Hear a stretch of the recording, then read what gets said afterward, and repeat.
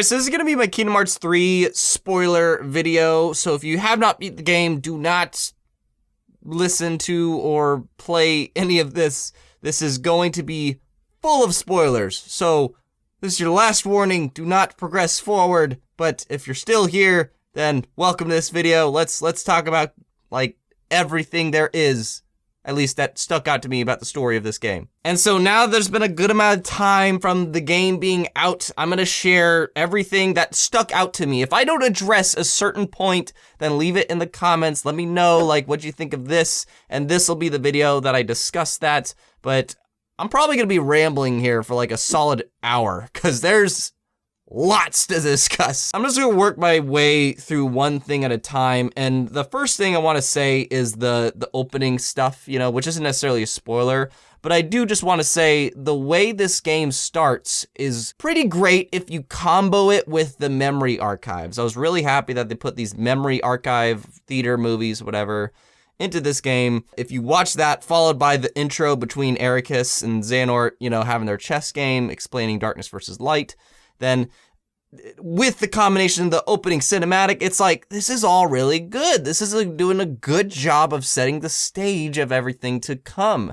And I love that. What I didn't like, however, was going right after that, you see the 2.9 cutscene that they still felt, for some reason, they still felt they needed to include that title graphic in. Like, why? Why did you feel the need to include that 2.9 in the game? I feel like that was like almost giving themselves a middle finger by doing that. Like, if they were gonna stick in that whole scene, I think that would have personally been better, because if you stuck in the entire scene instead of this like shredded down version, then you could have, you know, reminded people where we're at and what the story is doing, and then just basically said, like, hey, the secret ending to 0.2 was actually the very first cutscene of Kingdom Hearts 3, which it technically was. I don't know, I just feel like if they're gonna show that scene, why not just do the whole thing? Otherwise, just kick right off with Olympus and be like, wow, this is a very fast start. Another quick final note about the opening is that the opening, like, animation, you know, the CGI or whatever it was of Scarlett de Kylo, whatever, that looked gorgeous. I just have to say that, like, the scenery with the bird and going underwater and showing the city, that was beautiful. And I'm going through this whole thing chronologically, FYI, so if you want to know my thoughts on the ending, just that alone, then feel free to skip around. Going through chronological order here. So then Olympus Coliseum happens, and then Olympus Coliseum, I don't got too much spoilers to say other than this is literally the only time we get really any Final Fantasy representation, honestly. We'll talk about the thing later, don't worry. But the beginning of this world, it has like a narrator, which is interesting. I was like, oh, is this gonna stick around the whole game? But no, it was just for the Olympus world, which, okay.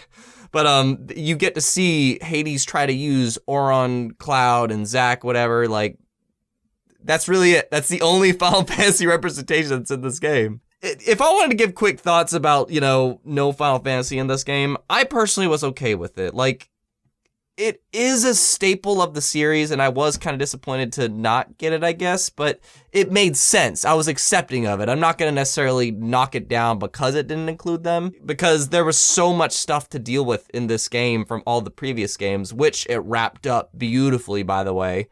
Like, I'll mention that briefly in my, like, no spoiler actual review of the game itself, because I'm talking purely story stuff in this. If you want to know what I thought of, like, this mechanic, this soundtrack, the layout of the worlds, like, then this isn't the video for that. Like, stay tuned or watch whichever one came. If it's already come out, then watch my game review for this, because that's where I'll go into those details. This is purely about the story stuff. But yeah, Olympus Coliseum served as a good first world, in my opinion. It kind of, you know, was the tutorial world. It was the tutorial world, but it was neat because we got to do that in Olympus Coliseum of all places instead of like a original world, and we got introduced to a lot of new tactics and stuff, and seeing, you know, Zigbar, and I don't know, it was just kind of a neat change of pace for the intro. And then, of course, right after it, you get to talk to Yen Sid. I understand in my reaction video, a lot of people heard that I mix up Yen Sid with Merlin a lot. That's not just in that video. I do that in conversation sometimes. I'm like,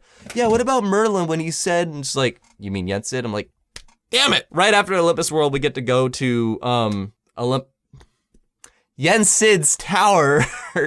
And we get to talk to Yensid. And, you know, that's where everybody gets their new outfit. Well, Sora gets his new outfit as well as Lee and Kairi, to which Lee and Kairi, I don't know if chronologically this is right, but Lee and Kairi, that scene was beautiful. To introduce some serious CGI in this whole thing, that Lee and Kairi scene was freaking cool. Like, it was freaking cool.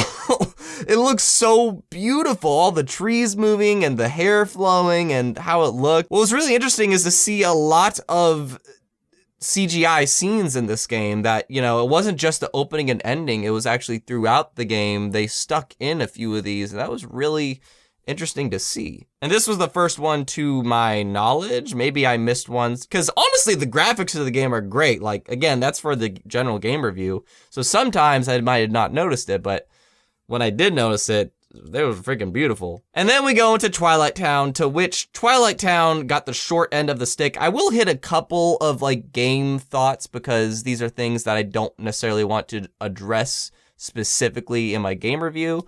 But Twilight Town and 100 Acre Wood got the short end of the stick, man. These were like, it's so crazy to say that Twilight Town was bigger in Kingdom Hearts 2 than it was in Kingdom Hearts 3. Like, that's freaking crazy to say. There might be some people that might be technical and be like, you couldn't do this or that or whatever. No, I think if you legitimately put all the areas you could walk around in Kingdom Hearts 2, if you put all those together as like one KH3 map, because the KH3 maps are basically big sandboxes, then it'd be bigger. That's crazy. But upon going to Twilight Town, I did think it was really gorgeous. It was nice to see, like, you know, just it in these modern graphics, and the way you meet Ratatouille was kind of interesting, and it was neat. I'm glad that you actually got to have a cutscene with him. That was something I was really happy about and was worried about. Like, I didn't want to just go to Twilight Town and then just see, like, hey, Ratatouille's here. Like, no, it was actually, you meet him in the story, as well as get a good cutscene with him and Scrooge. Like, that was pretty cool. What was a pretty pleasant surprise, too, was that the original Twilight Town gang, you know, Hayner, Pence, and Olette, they actually want to see Roxas, and they feel like they know him. I really like that. I thought that was a really neat element to introduce to this, because I was a little bit worried that it was only going to be the Sea Salt trio, you know, like Shion, Roxas, and Axel. And I know I might be skipping stuff. I don't got too much to say about, you know, Radiant Garden and them showing those as cutscenes and not being a playable world. But what did kind of somewhat, it didn't necessarily bug me. I got a lot of like nitpicks with this game. That's the thing. I got a lot of nitpicks. But what kind of got on my nerves after a little bit, just ever so slightly, was seeing these graphics to worlds. You know, you see a graphic for the Dark World. You see a graphic for Radiant Garden. You see graphics for these places that you don't get to really explore. And I feel like it was kind of like a big blue ball, you know? Like, they were just teasing, saying, hey, this is a world that you can't go to. And just like, really? I will say it was a little bit weird that Nomura, you know, mentioned, like, there's going to be another playable character in this. And there was two by the end. You know, we got Riku in the Dark World cutscene, and then eventually there was Aqua. But they're just for these, like, brief moments. And not even, like, tutorial segments. Because I thought he meant, like, we would play through them for like Riku through the Dark World, and that's how you could explore the Dark Worlds, through Riku or something. But nope, they're just for quick parts, and that was a little bit weird. It was a little bit random, actually. Again, didn't bug me. It was just kind of weird to me. Same goes with like the world graphics. They were just kind of things I was like, was that needed, or is that just teasing us, really? It was just teasing us, both those things. And again, I'm skipping over a lot of gameplay stuff like the gummy ship and so on. I love the gummy ship. Like, that's how you get around worlds and whatever. But eventually the first Disney World you get to is Toy Box. And I just want to say, Toy Box for sure had my favorite story. It's hard for me to say what my favorite world was in this game, but no question in my mind, the Pixar worlds had my favorite stories, because they did such a good job of weaving Sora into them. They actually felt like Sora was relevant to what was going on. The Toy Story one was actually really like, it felt like Sora was with frickin' Woody and Buzz and the other guys. And that was really cool. That was really a neat change of pace, because that's the one thing about all the Kingdom Hearts games that have sometimes felt a little bit lackluster, is that Sora not always, but sometimes he does feel shoehorned in, as well as other characters in like the other side titles. But Toy Story and Monsters, Inc., Donald, Goofy, and Sora just felt like they were part of that plot. So that was really freaking cool. And when this world started off, by the way, with the whole like V-Rex or whatever it was, that cinematic made me so confused. I was so confused when that was happening. I think it is in my reaction. I'm just like, I was so lost at like what exactly I was seeing. And I was very surprised to see how much Square Enix put into that cinematic, you know, just like for this Toy Story world. But then again, we'll get to that later. I'm pretty confident I could say the Toy Story world was my favorite when it comes to story. I freaking loved that, you know, the doubt constantly happening in Buzz gets him to darkness. And then Woody and Sora's speech against Xehanort was so cool. It was so cool to see a Disney character actually stand up to one of the organization peeps. And you even hear Xehanort go like, "What are you going to do about it, Toy?" And he's like, "Nobody must have loved you." And I was just like, this is awesome. And kind of zigzagging a little bit, I just want to say Monsters, Inc. world, it was the same thing. The Monsters, Inc. world, I felt like Sora and gang were part of this story. And that was really cool to see. And like how they actually explained how Randall came back. And it was just the Pixar worlds, man. The Pixar worlds freaking took the cake for me when it comes to story, But easily, I admit the speech of Woody and Sora, like to Xehanort, young Xehanort, was awesome. That was a great story moment for the Disney worlds. But easily my favorite Disney moment of any of these worlds was freaking Ghost and Monsters, Inc. When Vanitas was there and he's like talking to Sora. First off, I gotta also say, I think I'm gonna address this in the game review, but the comedy of this game is on point. The comedy of this game, I love how it's pretty much self-aware. It's very self-aware of what it is, and I really appreciated that. And there's two things that happen when Vanitas shows up. The first thing is Sora freaking going like, "Is this the part where you say mysterious stuff and get out of here? Or like when you say confusing stuff and disappear?" When Sora said that, I had to pause the game and laugh. That was too funny. Like, I'm just like, that's exactly what they do. But the easily best moment of all the Disney worlds, at least to me, was freaking was when Vanitas, like, he's got everybody in trouble. He's got them in a pinch. And all of a sudden, Sully shows up behind Vanitas, grabs him, and Vanitas is stuck. He's like, "Let me go." Throws him in a door, shuts it, throws that door in a door, shuts it, throws that door of a door and shuts it, and then finally does it again and then shreds the door. I love that. That was easily my favorite Disney moment because you straight up got to see a Disney character. That's the thing. You got to see a Disney character do that to like one of the main antagonists. I never could imagine that would have happened. And it's moments like that that made the freaking Pixar worlds the highlight. And I had very high hopes for San Fransokyo because San Fransokyo was supposed to have an original story as well. But we'll get to that. Because of the high bar the Pixar worlds set for me, starting with Toy Story, I was a little bit weary of Tangled and Frozen specifically, and as well as Pirates, because I just feel like these worlds are going to be very much based off the movies, and because of that, Sora and friends are going to feel shoehorned in. Did they? Yes, they did. And for all three of them too. And there's some that might think the Pirates world, the Pirates world, they did have somewhat of a unique plot to do because they made Sora like into like having to work with a crab version of Jack Sparrow.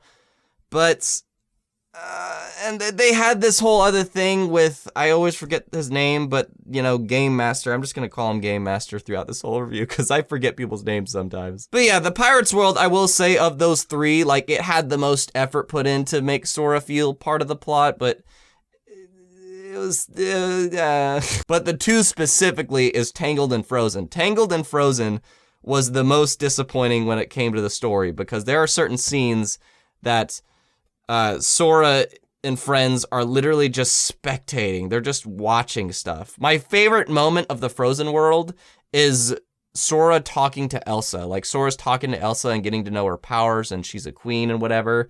I love that. That was my favorite moment of the entire Frozen world. And Tangled, there wasn't really any moments. Tangled, more than any of them, it felt like they were shoehorned into the plot. Towards the beginning of it, when Flynn lets Rapunzel out of the tower, and she's doing her excited thing where she's exploring the world, and she's literally running by Sora, Donald, and Goofy during these moments, which that's what she was doing in the movie, so it makes sense. But the thing is that she hadn't even met them yet, and all of a sudden, after she calms down from her excitement, she sees them, and she's like, "Who are you?" I'm just like,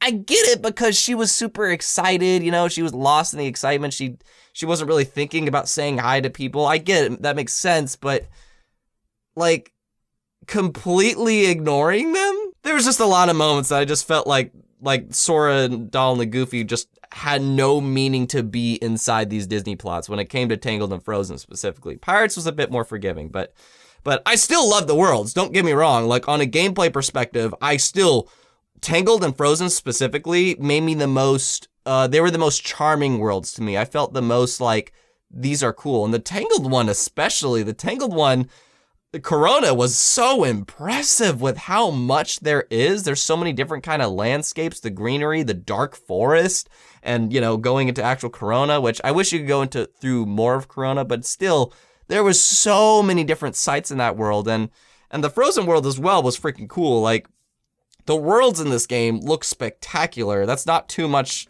like spoiler talk, so I'm not going to get into that too much, but I just want to say, as much crap as I am giving Corona and Arendelle for like story reasons, I still, like, the world-wise, they're freaking awesome. I forgot to mention one thing about Frozen. The Frozen Labyrinth, that was a cool spot. Don't get me wrong. That Frozen Labyrinth was freaking crazy awesome. I love that.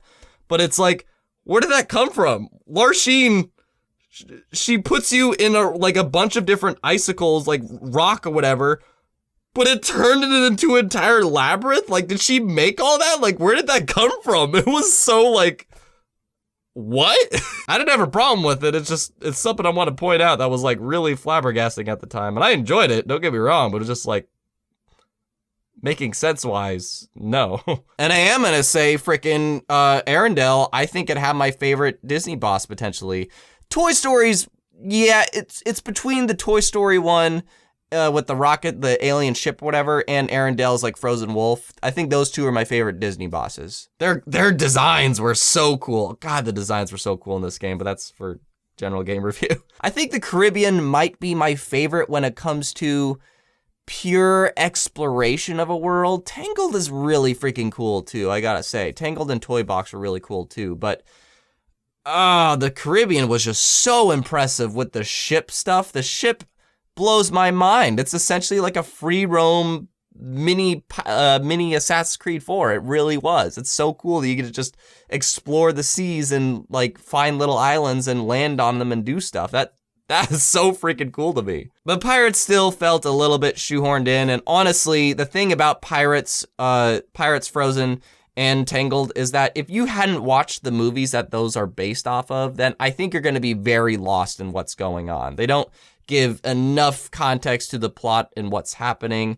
I of course knew everything that was going on because I've seen every movie that's in this, like everything that they're based off of, but if one didn't, then those three are very like reliant on people already have seen the movie. And I know I haven't gotten to the main story plot thing. Don't worry, that's pretty much going to be the second half of this video probably. But just two more things about the Disney stuff. The first thing being, what the hell happened to 100 Acre Wood? 100 Acre Wood was probably the biggest disappointment of anything in this game. Like, what the hell happened? I feel like, why even include it? Why did you put your resources to include that? Like, I feel like they should have just expanded Twilight Town with the resources that they could have done with that. I don't know. Like, I'm happy that it's included. It's better to have something than nothing, but it's just like, it's, why even like treat it as if it's its own world? It's not. I thought I had problems with Twilight Town being way smaller than it was in Kingdom Hearts 2, but no, 100 Acre Wood is not only the smallest it's ever been, but it's like not even close to the size that it's been in the other games. We know 100 Acre Wood as a minigame world. That's the thing. We know it's a minigame world. So like, even if they just had 3 or 4 mini games that were different and it's only at like one sort of big area, then fine. I'd be very disappointed because I like the way the other 100 Acre Woods were structured, being you go throughout a book to different areas. And this world was really beautiful with its cell shading style. That was cool and all, but it's like, there's only one mini game. There really is. There's three variants. There's three variants of that mini game, but they're literally the same game 3 times. It's so silly. It's literally the same game 3 times. And there's such little of a plot to do there. Like, Pooh's just trying to remember something, but most of the time you're just helping them out, get some fruit and stuff. So, like, 100 Acre Wood was such a disappointment with how small and tiny it was. It had a little moral lesson attached to it, which was cool. Like, that's what I wanted from these Disney Worlds, like each of them to have something relevant attached to it. But the best example of the whole being attached to like the story of a Disney World being Toy Story is no doubt to me, because that was a world that like Xehanort was trying to figure out, hey, can we put hearts in empty bodies like these toys? Like that's what I mean. I wanted to see that from all these Disney Worlds, and honestly, I didn't. I only found that in Toy Story and Monsters, Inc. Yeah, and the data stuff in San Fransokyo, to which we'll get to that. But yeah, San Fransokyo with its data stuff, you know, and like trying to learn stuff. Toy Story with the whole empty body situation.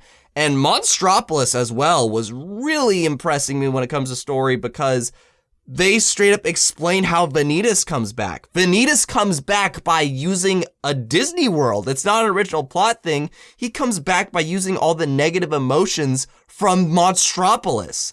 That was so cool. I gotta admit, I like the story of Toy Story the most out of all these, but Monstropolis gave a lot of like the best moments of all the Disney Worlds. I give it that. I say best moments, but really it was just the one scene with Vanitas, so yeah. All right, so San Fransokyo. San Fransokyo, I just want to say I did not hate this world. I definitely did like it. I think it's beautiful. It's really cool how you can go during the day or nighttime and scaling up buildings. It's a pretty, probably like, I'm not gonna say it's the biggest free roam area of all the worlds, but vertically it is, because you could go up pretty much any building you see that's within the radius of the world. So that was pretty cool. And again, I like that this world had an original plot too. That made me not expect stuff. I appreciate that. I want the Kingdom Hearts franchise to do this more if they are continuing in the future to go to Disney Worlds. And again, we'll get to that later. But I want more of these original stories. I want Sora, Donald, and Goofy to feel more intricate in the plots. Like, I will say in Kingdom Hearts 2, they felt very intricate in Mulan. Like, yes, they were spectating a lot of it, but they felt part of what Mulan was doing because they were constantly with her. I like that. And they even talked to the captain and stuff. And San Fransokyo is the same thing. They are very involved with the Big Hero 6 team. In fact, it almost feels like the 9, you know? And they train with them. The certain moves that Sora does gives the other Big Hero 6 members ideas of new moves for Hero to design for them. He assists them on like an Avengers-like shot. There's a cool moment during the daytime where it's like, Sora's like assisting with each of these battles, and it's like a cutscene. I like this world. I really did. And there's a lot of people that are saying it's shorter than the other worlds. Maybe by a hair, but I didn't notice it was that much shorter, honestly. It still got like close to 3 hours for me, which was around how all the worlds took for me. So it was pretty much the same length for like my playthrough. Now, the reason why it felt a lot shorter though is because of the mission-based way this world goes about. It's not really a sandbox-like thing that the other worlds are. I'm gonna say the worlds are very sandbox-like. Like Halo, you know, Halo has these big maps that you can go through that are huge maps, you know, but they are linear. They are on a set path that you have to go. And that's pretty much all the world so far. San Fransokyo was neat because you could go any way you wanted. It was the closest thing to being a free roam world, but it's only this one little area. Actually, correction, Caribbean was the closest that came to it. But yeah, story-wise, you get to meet the Big Hero 6 on the frickin' bridge, which was cool, but then you never get to go back, at least to my knowledge. Can somebody tell me, is there a way to get back on the bridge? I can't find a way. Like, the bridge is literally a one-time thing, and that's really disappointing that you can never go back on there, because honestly, San Fransokyo is the least appealing world to revisit because you can only go to the one place and you can only fight Heartless at nighttime. So what's the point of going there during the daytime? What's the point? Unless you just feel like roaming around the city. That's literally the only point if you feel like roaming around the city without like interruptions. But yeah, the story felt short because it was very mission based and you didn't really get to go on a quest with everybody. It was more like just whenever you finish a segment, you'd go back in Hero's Garage and say, all right, I'm ready to do the next segment. You know, you played it in pieces, which didn't make it feel like it was a long-lasting journey. It didn't happen until the very end where they brought back the original Baymax from the Big Hero 6 movie, and I'll call him V1. And I thought that was a neat boss fight, more so after the flying segment is done. The flying segment got a little bit old after like a minute or two, but it was still a neat boss fight. But when it comes to the Disney, it's so disappointing because I wanted San Fransokyo to be my favorite. I really did. It's the most Kibiji-like world. I love superheroes. I love cities. I love going there during the daytime. And for some reason, you can't even fight during the daytime. And the final moment of the game is when, the final moment of the story is when, you know, you beat the previous Baymax who got corrupted and everything, and they bring him back. Look, I like endings, and we'll get to the ending, boy. I like endings where there is sacrifice, where, you know, you learned a lesson and you have to overcome. That's the point of a hero's journey, is that they have to overcome a problem.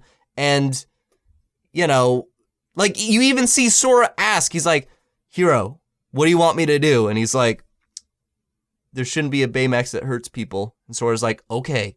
You know, like, he asks his permission before taking him down. Like, that was the emotional conflict there. So I didn't like that just all of a sudden it's like, oh, now there's 2 Baymaxes. That was really, really disappointing. I did not like that whatsoever, especially now just like seeing 2 Baymaxes, because that gets rid of the character Baymax. He feels all the more like a robot now instead of just like a individual character.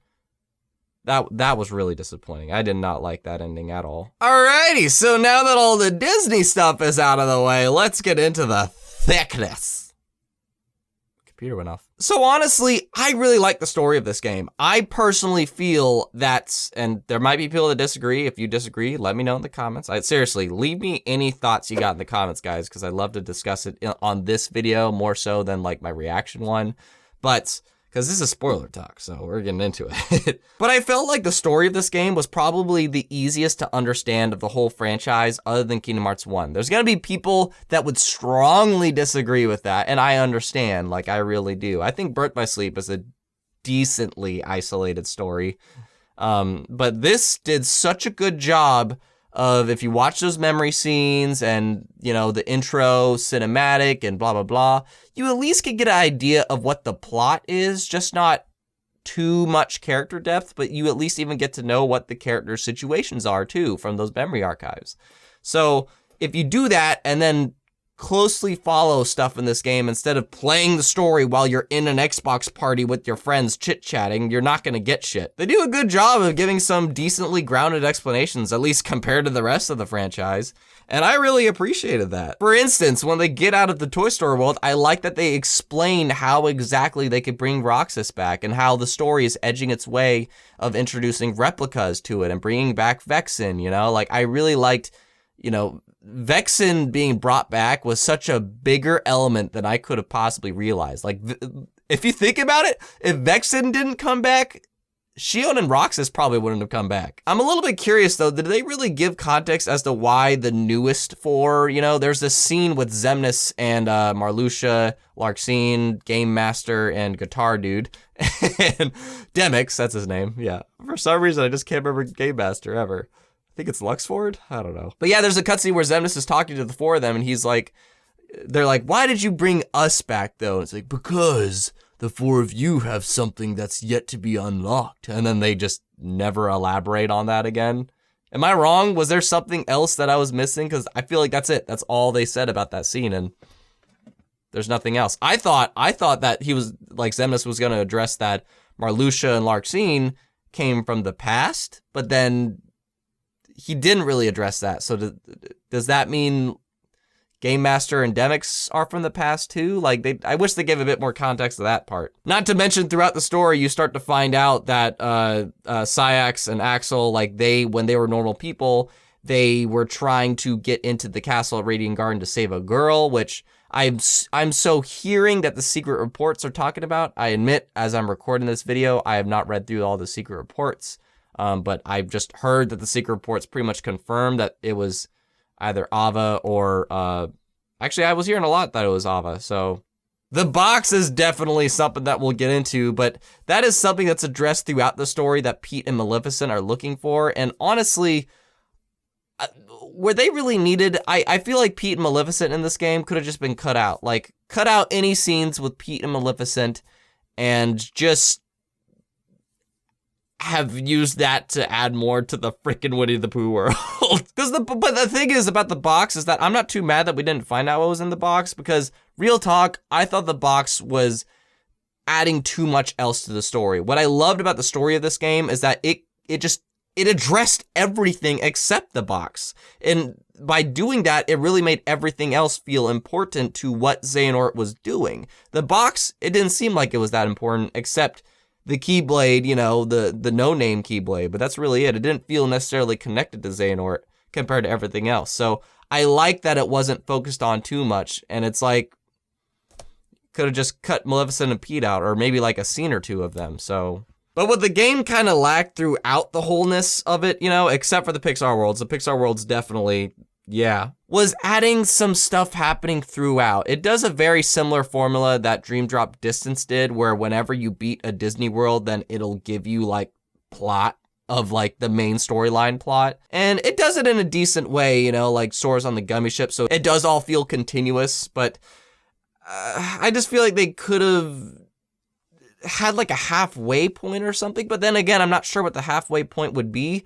I heard the argument that maybe have saved Aqua halfway in the game, but the issue with that is that if they saved Aqua halfway in the game, the thing is, Aqua was the main thing that would allow the plot to move forward. The second Aqua gets found, they can find Ven and save Ven. The second they have Ven, they have 7 Guardians of Light. If they have 7 Guardians of Light, they can go to the Keyblade Graveyard and have the big battle, because they already said the 13 Darknesses already. And by doing that, then the plot just happens. So that's the reason why I don't think Aqua could have been saved in the middle, unless they did a cop-out where it's like the second she's saved, then she has to go into recovery or something, because like she's been in the Dark Realm for so long. That could have been a cop-out way to do it, but I'm kind of happy they didn't do that personally. But if somebody said that the game had pacing issues, I would totally understand when it comes to the main plot, because pretty much all the main plot stuff happens in the final 5 or 7 hours of the game. It's like non-stop. Like non-stop. But I did like the little bits we got in between the Disney World. They definitely did push the plot forward. They did. It wasn't like Kingdom Hearts 2, you know, where in Kingdom Hearts 2, in the halfway point, you have the battle at Radiant Garden, where it felt like that was a big plot-heavy thing you got to be a part of, like as the player a part of, whereas in this, it just felt like movies were happening in between each Disney World, so yeah. But again, these scenes were cool, like especially when Axel keeps looking at Kairi, and like when he starts to like have a tear fall the second he's like seeing a silhouette of Xion, like that.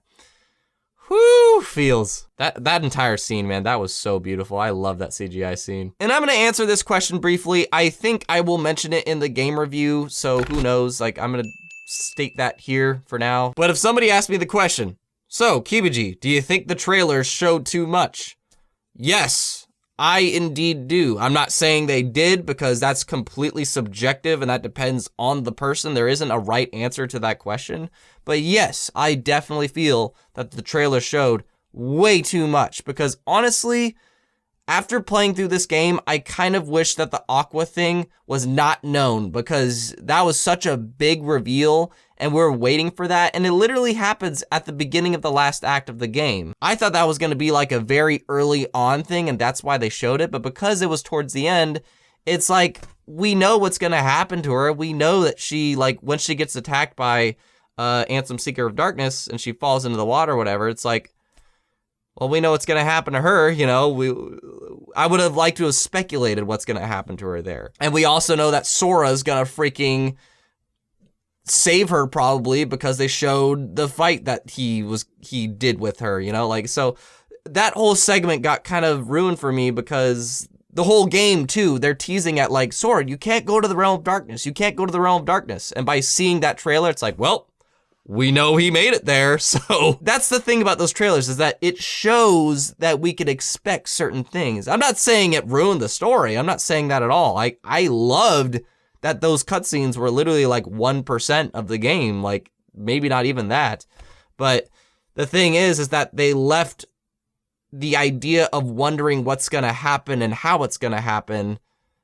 They got rid of that. I know that, Aqua's going to turn into this dark form of her. I know Sora's going to make it into the realm of darkness. Like these are questions that the game gives you near the beginning, and you know the answers to them because of the trailers. For instance, Scala de Caio. They did not need to show that in the trailers.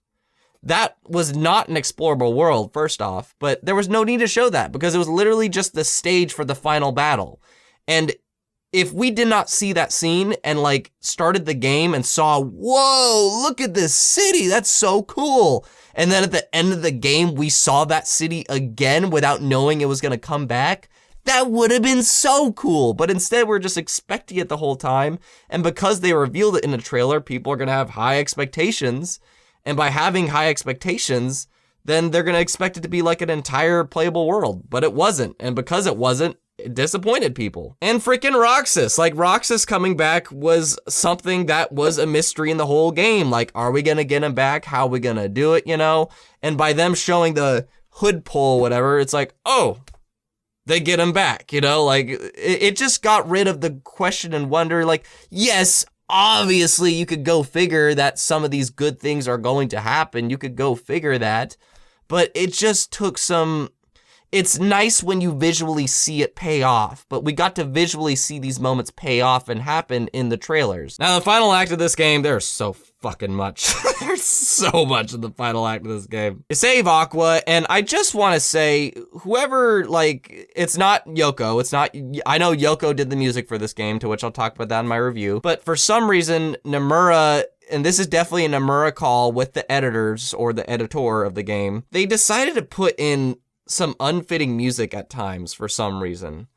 Aqua, when Aqua got saved, when Aqua is back in the realm of light, first off, I love that she's confused by it. I love that she's how did you all get in the realm of darkness? She's so worried about everybody there. And it's Aqua, we're not there. You're here. We're in the realm of light. And she starts crying. That would have been such an emotional moment to me if they used better music or no music at all. Leave us in silence to feel her emotions. But instead they played this cheesy, whatever. I'm just I want to feel emotions here. Come on. She's been in the realm of darkness for so long. We just got her out. So that moment was somewhat ruined to me by the music. It was still emotional. I still felt it, believe me. And then we say Ven, which was awesome. I love, it was only for a moment, but I love seeing Aqua run with Sora in the hallway as a party member. I was we're not going to be able to fight with her though, are we? Are we? Please, are we? And then, nope, it's just, you only get to do the boss fight as Aqua. But when Ven got saved, that was freaking cool. That was freaking cool. I loved that he's talking to Sora, and that Ven of all people is the one that explains to Sora what the power of awakening is and how to use it. That is so cool. I love that idea so much. And it was a nice little Easter egg also to play as Aqua in that segment. I'll just say really quick, that was kind of cool. So yes, and then we finally get the 7 Guardians of Light together including Donald and Goofy, to which I like how Yensid, I gotta be careful about that, Yensid, he acknowledges hey, we sort of got 9 because of Donald and Goofy.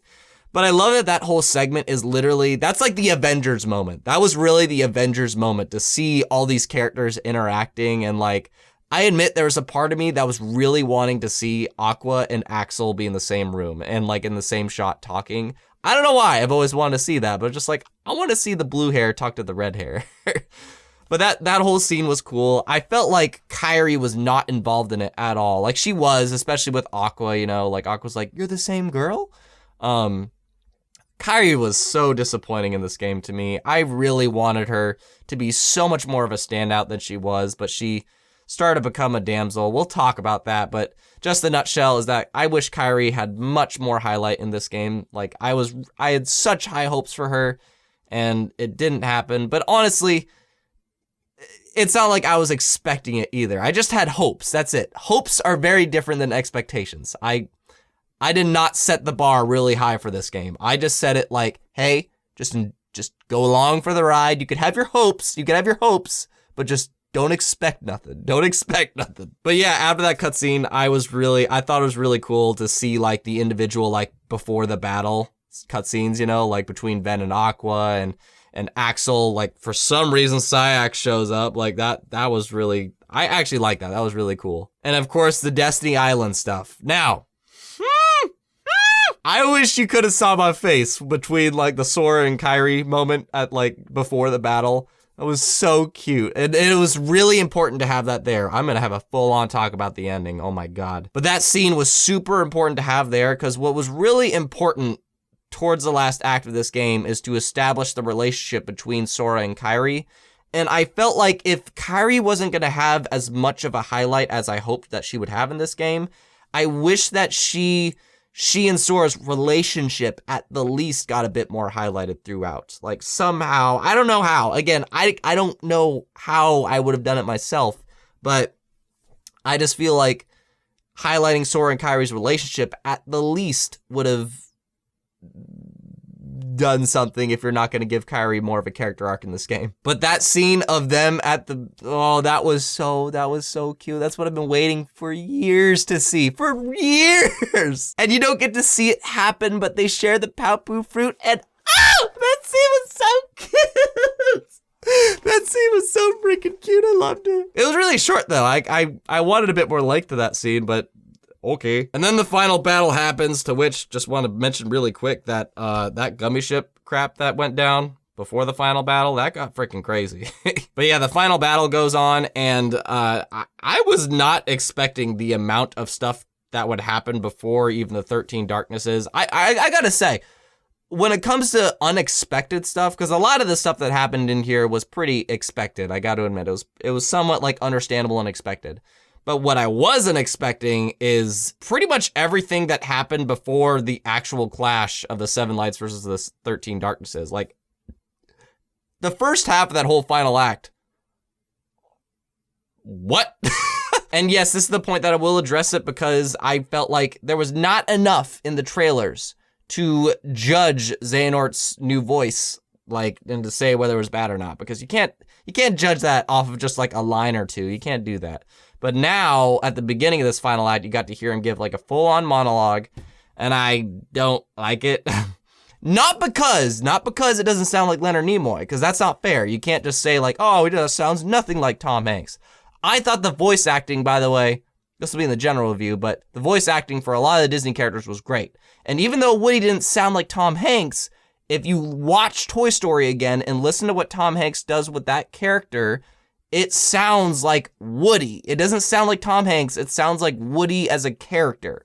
And that's what I liked about it. But this voice actor for Xehanort, it didn't, I felt like they tried to do something different with the voice. And I don't know. I wasn't too much of a fan of it. But dude, that battle with like the numerous enemies around, I love that it's essentially infinite. Like, I want to test it out, actually, if it's actually infinite until you get the roller coaster thing. When you get the roller coaster thing and shoot all those Heartless off the ground, that was so goddamn cool. I was laughing my butt off through a lot of that segment. I thought that entire segment was freaking cool. But when you got to shoot that roller coaster and you saw the numerous bodies flying off the ground, that was so beautiful. That's probably one of the most beautiful moments in like the gameplay of this game. And then you progress forward and finally see Terranort, who just owns everybody, and that was really crazy how just this one guy owns everybody. And there's some people questioning, like, why would they want to take out the 7 Lights before clashing with the 13 Darknesses? Wasn't that the point of Xehanort's plan? Like, and that's honestly a fair argument. I'm not going to debate it or defend it, but I will say the potential explanation behind it is that Terranort, I think, says, we need to test you first before you get to the final battle, whatever.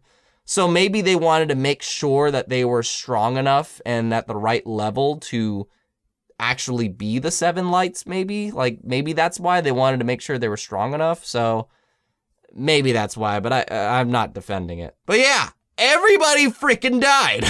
Everybody. They all freaking died. Even Sora. They introduced what the final world is, which...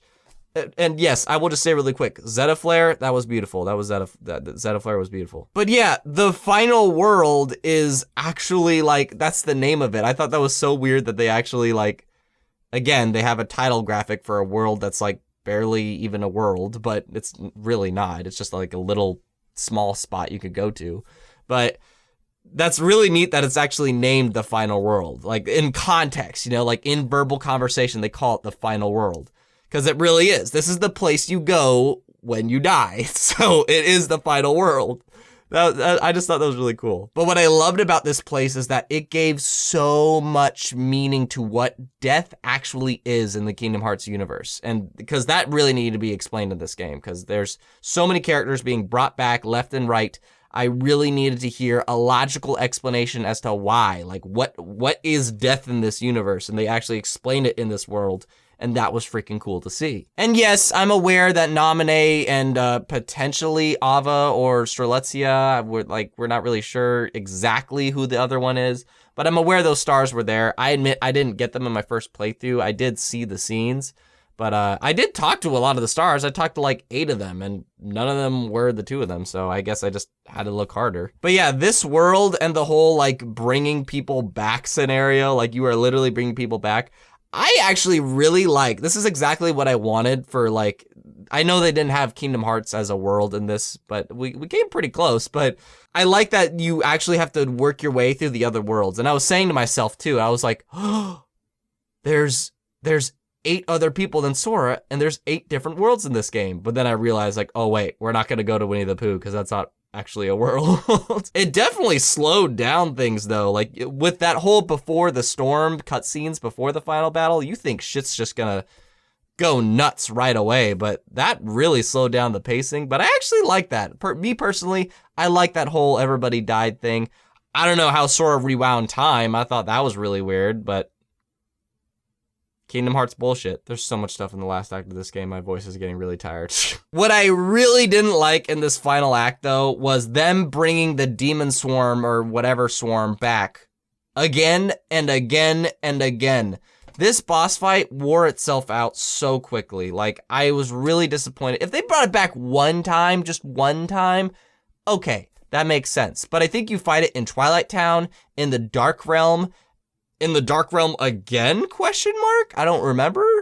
No, I don't think you do. But I know you fight it again in the Keyblade Graveyard. You fight this thing at least 3 times. I feel like there's a 4th time I'm forgetting, but you fight it at least 3 times in this game. No, never do that again. But once Sora actually gets everybody back and talks to like the tornado and he goes up to it, when I saw Ephemera, whatever he's called, I flipped. I don't know why, just seeing him made me freak out, but I was just like, they are integrating everything in this game.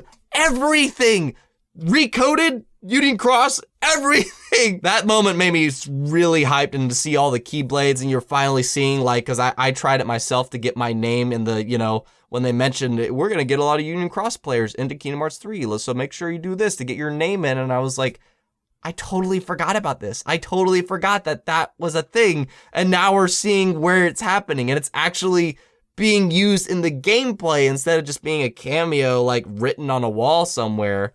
That was really cool. I really like that. Yen Sid shows up. Yen Sid freaking shows up and becomes Noah and splits the Heartless in half, and he's just like, go, my children. That was easily, that might be like, that's in the top 5 most hype moments for me, because why can't I say Yen Sid? Why can't I say Yen Sid? Yen Sid is just always sitting in his throne. He's never doing anything. He's just a wisdom. But this was finally a moment where it's like, yep, you go. And I like that Doll and Goofy are staying behind because it makes sense since, you know, they're not Keyblade wielders. So that was freaking cool. Now, the 7 lights versus the 13 darknesses. I will say that I was really, really, really, really hoping, not expecting, but hoping that with the higher party member count, you know, with like two party members in Toy Story and other places, whatever, I was really hoping to see 6 party members here. I wanted to see, like, you know, a battle of the 7 lights versus the 13 darknesses all at once. That would have blew my freaking mind. I was so excited for that to be a thing. And they divided up by doing this whole maze thing. It's like, why was the maze thing necessary? Like, why didn't you just have everybody clash right then and there? But they gave a lot more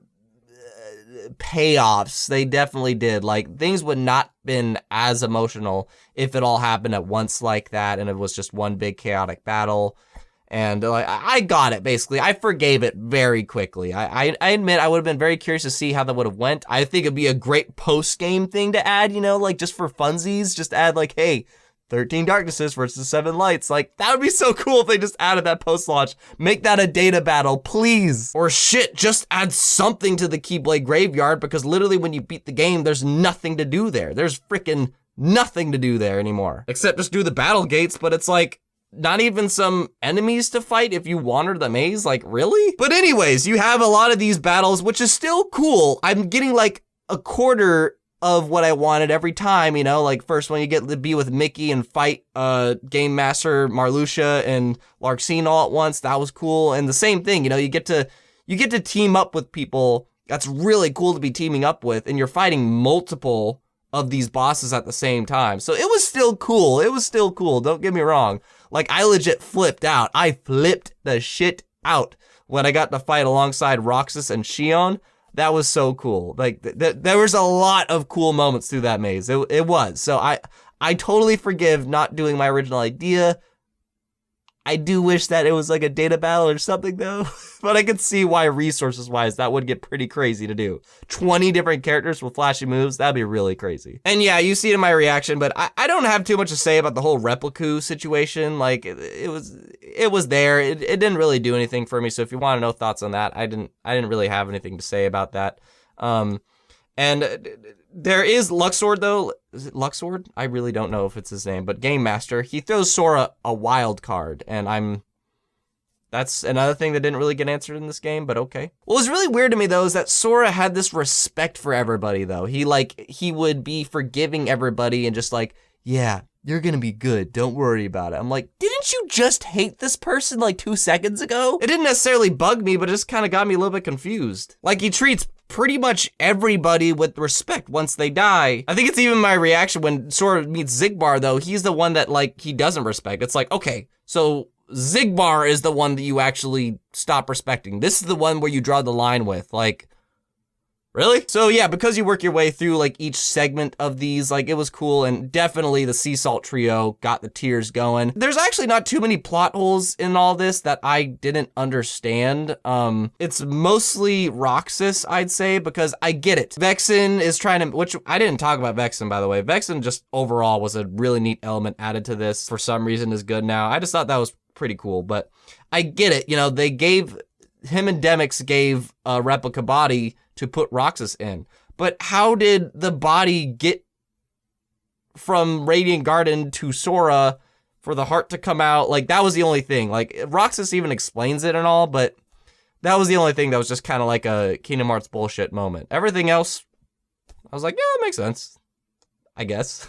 But when you find out Guardian was freaking Terra all along, what? That was crazy. I just wasn't expecting there to ever be context to that. They've teased at that so many times. That Guardian has been there so many times, and it's like, there's gotta be some reason for that. This game did such a good job of really concluding and culminating so many damn things together. That is the thing I gotta give it story-wise. It culminated like literally everything together. That was so freaking cool. There's a couple things I'm sure people might notice, like the box or whatever, but all the important shit, even some little things that's just like, damn, you're addressing that too? This is probably my favorite boss fight of the entire game, honestly, is the 3v3 match. Sora with Mickey and Riku and young Xehanort, Ansem Seeker of Darkness, and Xemnas. Like, the 3v3 match. That blew my mind. I love that shit so much. That was so cool. That fight, I gotta say, I think that is my favorite fight of the entire game. I honestly wish I could replay the final battle fights like as data battles or something, because they were so freaking cool. I love them. I could see some people thinking like, yeah, they lack this, they lack scale. I could see that they lack scale of like the other boss fights, but if you think about it, the actual boss fight was really fighting true Xehanort. I'll call him true Xehanort or old man Xehanort, whatever. That was the actual final boss fight.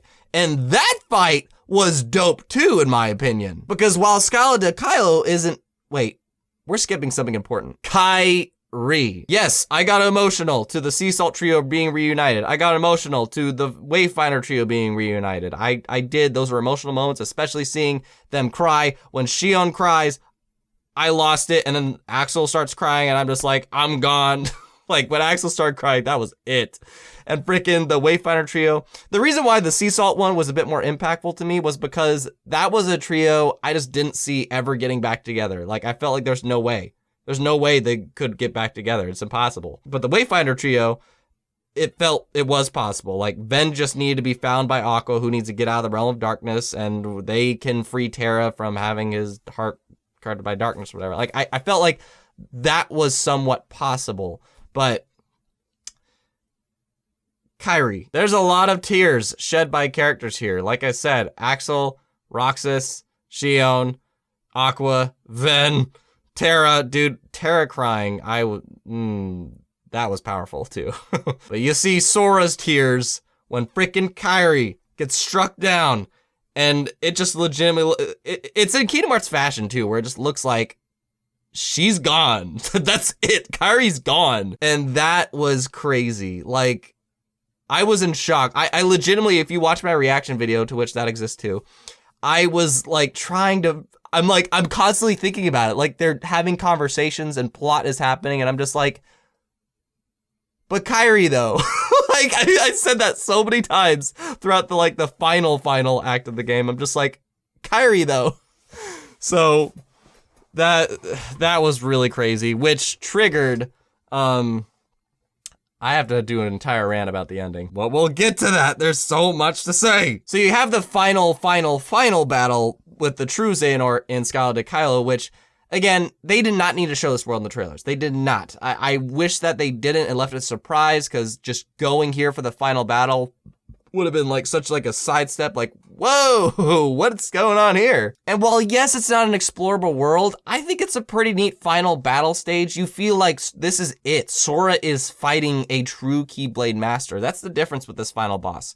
With the other people that you fought, you were just fighting these 13 darknesses. That's the thing. And the previous other games, you just felt like you were fighting, a big bad. But this setting, Scarlett and Kylo fighting Xehanort, really made it seem like Sora is fighting a true master here. And that aspect really made it really cool to me. And it gets crazy too, because you have to fight 13 darknesses at once throughout this town, and there's beams coming out of the sky, and you start walking and running and flying on buildings, and eventually you fight Xehanort with his armor and crap, and Inception starts going down. It's literally Inception. Beams start coming to the ground. You fight under freaking water, and then you come out of the water. Donald and Goofy are missing, and you're freaking By the way, it was cool to see Donald and Goofy in this fight. I thought that made sense.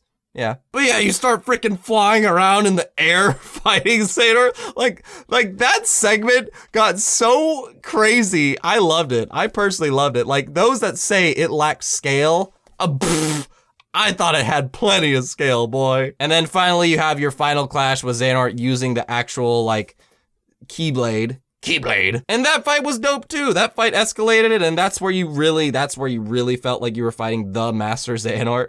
And I don't know, I just love that entire final boss sequence. I thought it was freaking awesome, just me personally. That was really cool. They even make you, canon-wise, have to go into rage form. You have to become Heartless Sora. That, really?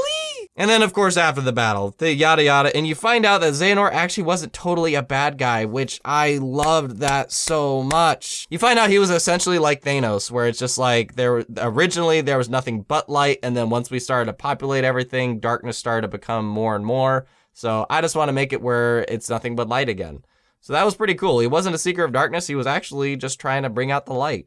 Just doing it by bad means. And that was really cool to find out that Xehanort was like that. I just wish that he wasn't always smiling and happy of what he was doing. That's the thing. They established him as such an evil guy that it's all of a sudden he finally is taking his work seriously. I don't know. I loved it though. I still loved it. It's just a dramatic character change is all I mean. By character change, I mean the way he presents himself. But anyways, everybody comes out and you find out that all along, frickin' Mark Hamill which is still voicing Ericus, by the way. That's freaking awesome. He's been with Terra all along, to which I thought that. Like, a lot of people, I'm sure, thought that too. I figure that's where Ericus actually might be lying somewhat, because they gave hints of that in the secret cutscene of Birth by Sleep. It was really cool to see, like, basically Xehanort finally, you know, admitting defeat. It's not like this is just a bad guy that just gets beat and that's it. He actually, it concedes. He hands Sora the Keyblade and he's like, well done. And I'm just like, that's awesome. That was so cool to see him just go, well done, you know? That, it's almost like he is handing down, you know, his beliefs to Sora. We will get to that. And, you know, you get an emotional goodbye between the Wayfinder trio and Ericus, and then you see Ericus and Xehanort turn into their original forms, and that was emotional. There's so much emotions in this last act. And we're gonna address the thing, but I just want to say it was crazy emotional to see. They did it. They won. Everything worked. Everybody came back. You get to see freaking the Sea Salt trio is in normal clothes. Axel's wearing freaking normal clothes. Shion is wearing normal clothes, to which is adorable, by the way. Freaking adorable. And they get to be with the Twilight Town trio. Like, everybody together. That was so cool. It was so cool to see the big group of them. And then, yes, Saix is back, or Aiza, that's it. Yeah, you see Aiza come back. I'm a little bit confused on that matter, though, because it's just Kingdom Hearts bullshit that's gonna be explained by somebody or you in the comments. But I was just confused because, like, everybody that got rid of at the Keyblade Graveyard, like, Sora establishes, yeah, you're gonna be a normal person again, don't worry. And I'm just like, I thought they were already normal people. I thought they were all already, like, these are their real people brought back that got Xehanort's heart placed in them. So what? You got rid of their body only for it to be reborn again? Like, that part was really confusing to me, because they already established that those are their real bodies that came back. You know, that's why Vexen's like, I'm back as a normal person now, and I want to make sure I do good with it. And it's just like, okay, that means they're all back as normal people, so I'm confused. But regardless, it was still happy to see, because then you get to see the Wayfinder trio, and Chirithy walks up to Ven, which is a really neat, like, Easter egg thing, and I'm glad they made, like, a grave for Ericus. They finally all got to mourn him together. And then everybody gets together at oh, yes, Naminé. I'm a little bit disappointed that Naminé wasn't more involved in the story. Like, they mentioned her a good amount, just like how they mentioned Roxas a good amount, but I don't know, she's on the cover of the game. Like, I feel like they could have done more with her somehow. I'm not exactly sure. Again, I just critique. I'm not the creator, I just critique the creators. But I just feel like there was a way that Naminé could have gotten more involved in the plot somehow, especially considering she's on the cover of the game. But regardless, you see everybody coming together on this frickin' beach. And it's emotional as hell. So let's talk about the thing. People are gonna want to hear me talk about the epilogue. People are gonna want to hear me talk about the secret ending. But this is what I have mostly to comment off of. So after the final battle, before all that happy-go-lucky stuff is going on, Sora's like, everything's great, but Kairi's still gone. I have to go save her. He goes after her using the power of waking, to which Mickey warns him, like, you can't do that. And then Riku's like, let him go. So during all this, like, happy-go-lucky stuff, Sora's basically trying to bring Kairi back from the final world, we assume, or wherever she went to. But he's basically trying to bring her back to life. And after the happy-go-lucky stuff, you see he succeeded. He brought Kairi back. And it's emotional. I was crying. I was happy because it all worked out. And she sheds a tear. And she sheds a tear, smiling. And it's like, oh, is that a tear of joy? No. Frickin' Sora fades away. He's holding her hand. And then after, like, she gives that smile and cries, he fades away. And it rolls the credits, and that triggered so many people. I am sure this ending is putting so many people in a mixed craziness of a war as to if it was good or not. What did I think? I loved it. Because here's the thing established in this entire game is that Sora is on this mission. He's on this quest to, yes, eventually go against the 13 Darknesses, but he's also doing it to mend all this hurt. He's trying to bring back all these people together to make them be able to be friends again, to bring them, like, you know, to allow them to be a person and to free them from wherever they've been trapped, you know, like Sora's doing all this to help everyone. And the most important person to Sora on a personal level is freaking KIBI. Sora can't live without KIBI. Sora just can't. He can't be him without KIBI. KIBI's that important. And I wish that they set it up a bit better.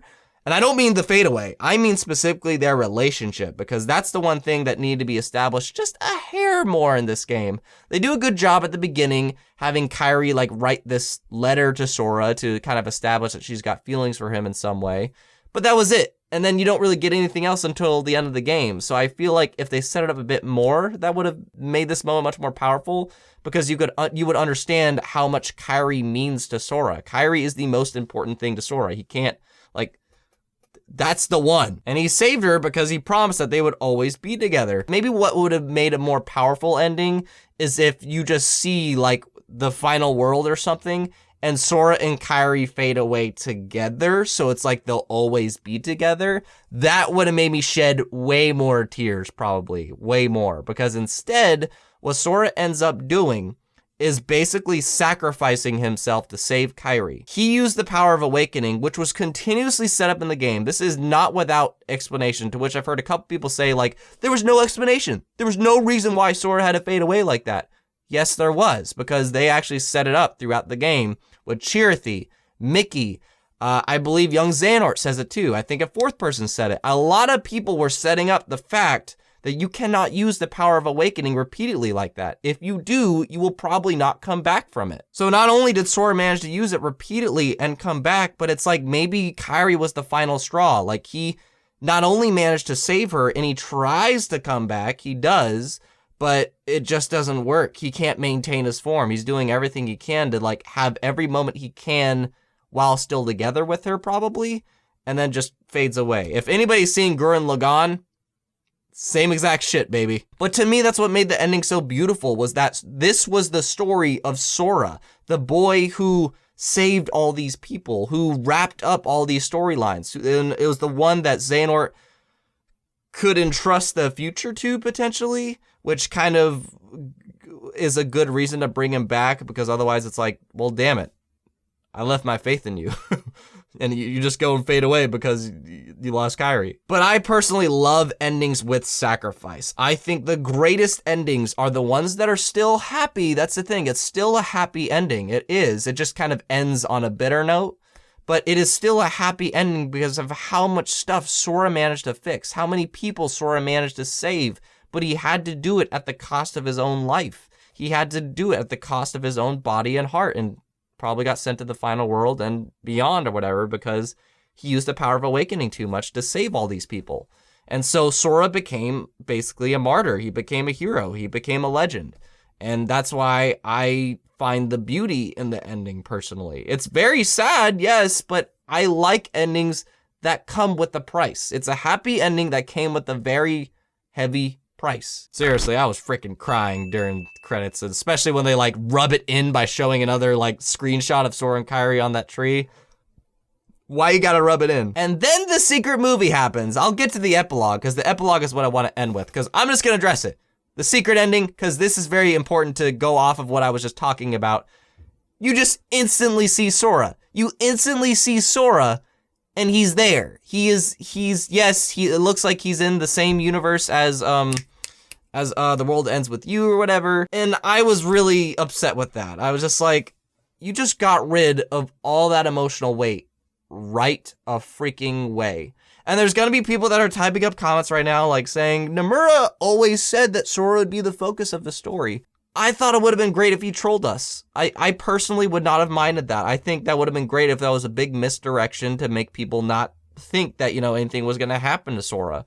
But by them doing this, it's just like, nope, he's fine. Don't worry about him. It's just like, well, thanks for taking away that emotional weight. That's the thing. The people that liked the ending didn't like the secret ending. The people that didn't like the ending, like the secret ending.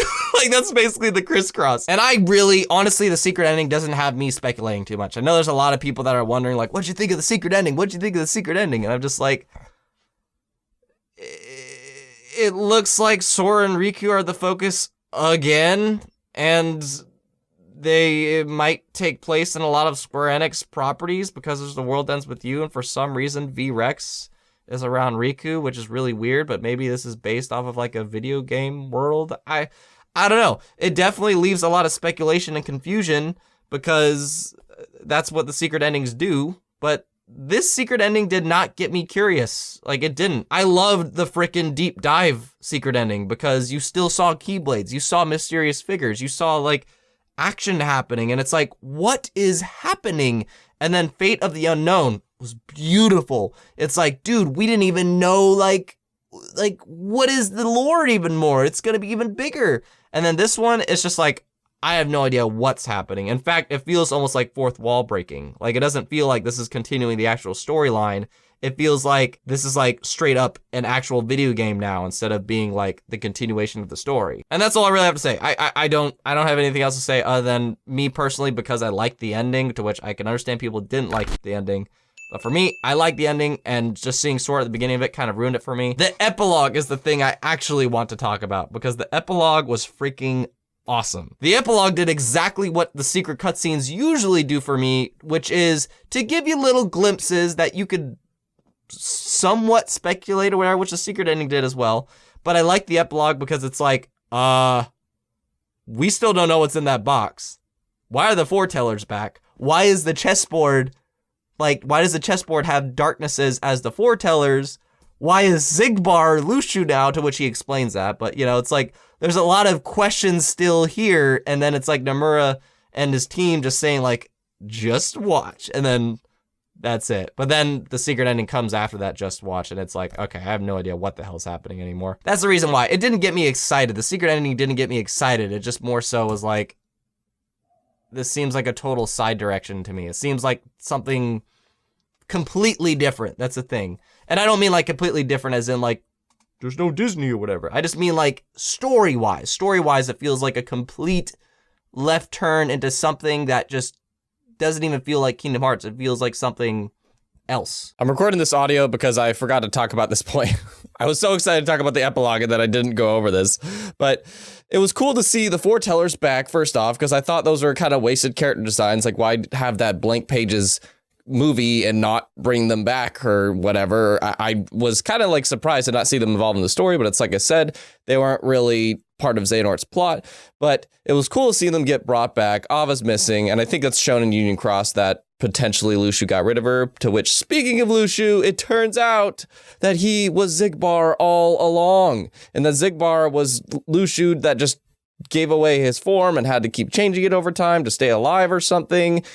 That was crazy. That of all the elements to not foresee coming in this game, that one freaking blew my mind. I don't know.